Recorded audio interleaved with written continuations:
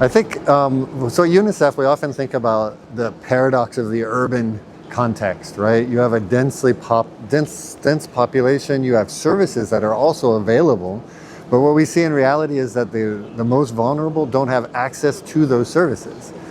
And so we call this the urban paradox. So what it means is that children don't have access to services, even though there's more, let's say, infrastructure for water and sanitation, there's more infrastructure for schools, there's more infrastructure for healthcare facilities. We don't see that translating into actual accessible services for children.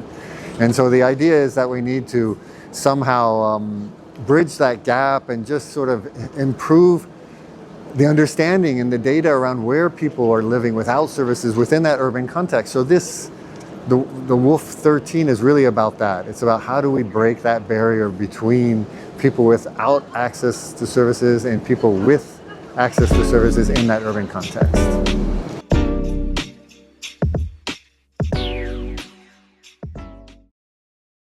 Okay, so I guess that I would flip the question and just say, where is it not applicable?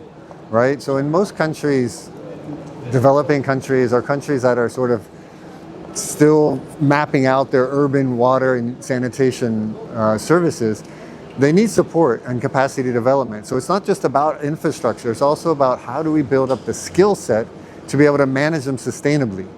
And how can we introduce new concepts, for example, climate change and making things more resilient. And that of course, can be taught through a textbook, but the learning, especially adult learning, doesn't happen that way. Adult learning happens when you share with peers. And so for me, I really view the water operator partnership almost like a requirement. You know, when we're developing, let's say, a financial dossier for an investment in CapEx in a utility or in an operator, that should be accompanied with capacity development that should include a water operator partnership. I really feel it's non-negotiable.